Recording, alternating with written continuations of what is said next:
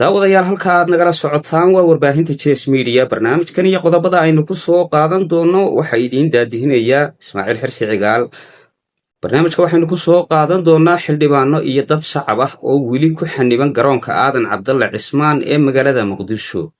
kadib markii dowladda federaalka Soomaaliya ay hawada Garoowe ka soo celisay diyaarad ay saarnaayeen.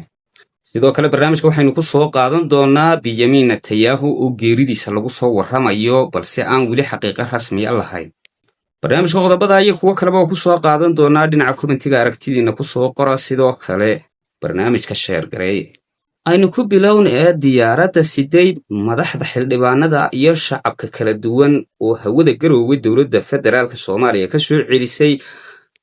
kuwaasoo weli ku xaniban garoonka Muqdisho ee Aadan Cabdalle Cismaan balse weli dowladda federaalka Soomaaliya kamay hadal waxa sababay inay diyaaradda Dala Airline oo rakaabkaasi siday ay dib u soo celiso. bal haddaba xildhibaanada saarnaa oo labada gole baarlamaan ee federaalka Soomaaliya u qaybsanaa ayaa haddana waxa ay mataalatiga Soomaaliya ku joogeen 4.5 gaar ahaan qabiilka Daarood ayay ku joogeen balse Garoowe sababaha ay Garoowe ugu soo socdeen oo aan weli iyaga laftigooda caddayn haddana xildhibaanadani si toos ah waxa ay uga soo baxeen Puntland oo maamul goboleed ka tirsan Soomaaliya ah. waxaase jirtay waxyaabo lagu ugaarsanayo had iyo jeeraale ayaamahan ugu dambeeyay xildhibaanada ka soo jeeda beesha Daarood ee 4.5 ka mentaalitiga ku jooga Daarood taasoo ay jirtay shirarka hoolka baarlamaanka ka qabsooma inay marmarka qaar dibadda ka yihiin sida aynu ku daawan doono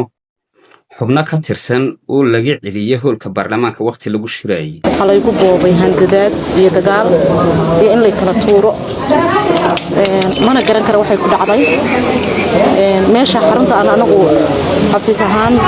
aan xaq u leenahay dastuuriyana weeyaan ku shaqeyno ciidan koofiyad casaan la dhigay ciidankii baa kadibna xildhibaanadii oo geesayga maraya anigii igu sameeyay attack damcay inay idilaan xildhibaanadii kale agteeda maray iga qabteen maxaa dhacay haddaan eri oo aniga laygu haystaa waxay igu yidhahdeen lagama ogola saaka wax Daarood inay meesha galaan hadalan markaasaa iigu dambaysay marka ma garanayo xaruntii golaha shacabka ee ummadda Soomaaliyeed laga hagayay maxay isu bedeshay meel qabiil maxay isu bedeshay meel aan ka shaqeynaynin waadna ogeydeeno anigu wax ganaaxa kuma jiro ama ma oolin jiro qoftiyada marka ma garan karo ilaa hadda waxay ku dhacday xildhibaanada buuq sameeyay ma ku jirtaa ciidan ilaa 8 ana garanayn anigu koofiyad casaan warigeena arag waxaan hortaaganay golaha shacabka hortiis weey koofiyad casaan maxalligan waxay ku dhahan marka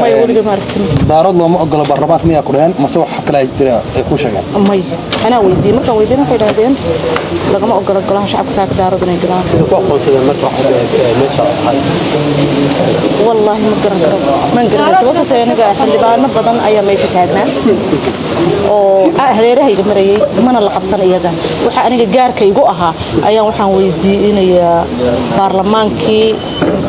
iyo dadka hoggaanka noo haya guddoonka ma la xiriirtay habdhowraha isoo raacay askartii u yimid la hadlay waxna kama soo qaadin arrintayda ugu fududaysay dib uuna u noqday wariyaar mar dambe waxaan samaynayna u buuyo gacan qaad ala kulanta ma jiraan gacan qaad wala iga qabtay xildhibaano kale iga qabtay oo gabdhaha taagnaa meesha watahay weli halka aad nagala socotaan waa warbaahinta Chess Media barnaamijkana like saar xildhibaanada golaha shacabka iyo aqalka sareba ah ee diyaaradda Dala Airline la socday sababta ay Garoowe u imanayeen oo ahaa shirar kala duwan oo ay si gooni u yeelanayaan haddii ay yihiin baarlamaanka ku matala 4.5 ka qaybta Daaroodka in ay siyaabo gaara uga shiraan arrimaha siyaasadeed ee haddeer ku soo waajahan dhinaca Soomaaliya doorashooyinka soo dhow iyo xukuumadda maanta talada haysa oo la doonayo si toos ah in xilka loo dhaafiyo taasoo golayaasha baarlamaanka haddeer awood weyn ku yeelatay aqlabiyadaha ka soo baxa had iyo jeeraale ama gacanta loo taago iyo shir kasta oo ay labada baarlamaan yeeshaan in ay dowladda dhexe ee federaalku gacan ku leedahay taas oo ay jiraan xubno ka soo horjeeday waqtiyada qaarna ay gacan ka hadalba gaadhay bal haddaba sababta diyaaradda garoowe imanaysay dib loogu celiyey iyadoo ay la socdeen xubno baarlamaanka ka tirsan oo ku matala beesha daarood maxay ujeedka federaalku ay ka lahayd lagu malayn waa tahay taasu waa midaa aragtidiina kaga soo hadli kartaan dhinaca komentiga sidoo kale benyamin netanyahu madaxweynihii israa'il oo haddeer geeridiisa lasoo sheegaya taasoo aan weli xaqiijin iyo waxyaabo lagu caddaynayo la keenin haddana waxaa jira wararis soo taraya oo caalami ah oo sheegaya duqaymihii galabta u dambeeyey in ay iiraan gantaalo balastiga la beegsatay magaaladii caasimadda u ahayd taasoo geeridiisa lasoo sheegayo in uu ku jiray dadka la daadguraynayay iyo dhimashooyinka iyo dhaawacaba lahaa muxuu yahay haddaba hubka israa'iil ka baqanayso iyo maraykankuba marka laga yimaado nukliyarka iiraan waxay haysataa gantaalo balastiga oo noocyo kala duwana bal haddaba magacyadooda haddii aynu halka ku soo qaadanno amaba aan wax idinka iftiimiyo gantaalada balastiga ah ee iiraan haysta waa kuwa mastaafo dheer gaadhi kara oo lagu qiyaaso 2500 ilaa 2000 waxaanay hore u adeegsatay gantaaladan balastiga dagaalkii 12 cashe socday ee israa'iil iyo iiraan waxaa ka mid a gantaalka sajiil la yidhaaho waa gantaal guuxiisa ka dheereeya waxaanu gaadhi karaa mastaafo ilaa 2000 oo kilomitira gantaalka kale ee magaciisa la yidhaaho cimaad waxa uu gaadhi karaa ilaa iyo 1700 oo kilomitir mastaafo gaadhaysa gantaalka kale ee la yidhaaho qadar kaas oo loogu magac daray dowladda qadar haddana wuxuu gaadhi karaa ilaa iyo 2200 oo kilomitir bal mastaafo aad iyo aad u dheer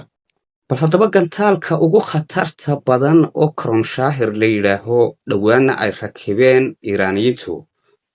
waxa uu gaadhi karaa ilaa 2500 oo kilomitir dhammaantoodna waa balastiko gantaalaha aynu soo sheegnay waxaanay qaadi karaan aaladaha ama madaxyada qarxa ilaa 2 tan iyo ilaa 10 tan inta u dhaxaysa gantaalada kala duwan ee balastikada waxaa kale oo jira madaxweynayaal fara badan oo bariga dhexe ay maraykanka iyo israa'iil ku dileen kuwaasoo ay ka mid yihiin kuwa muslimiin ah sidaa wada garanaysaan sadaam xuseen oo isaga la deldelay iyo madaxweynihii liibiya mucamar al qandaafi kuwa fara badan oo siyaabo kale oo dadban loo dilay balse dhaqdhaqaaqa siyaasadda galbeedka wixii ka hor yimaada si toosa iyo si dadbanba waa loo beegsanayaa maxayse maanta marka laga yimaado shiicada muslimiinta sunniyiintaay ay ugu gurman waayeen carabaha kala duwan wakhtiyadii lasoo dhaafay 2003 markii laa ilaaha ila allah maxamed rasuulullah ay kaga baxday madaxweynihii dalka ciraaq taas oo weliba goob fagaaraa lagu deldelay isagoo shahaadanayana naftu ay ka baxday waayahay sidoo kale waxaa jira dhammaanba culimmada soomaaliyeed oo si toosa iiraan uga soo horjeesatay dhammaantoodna arrimaha shiicada ka hadlaya oo siyaabo kala duwan weliba uga hadlaya taasoo ay ku sheegeen in aanay shiicadu marnaba muslimiin noqon karin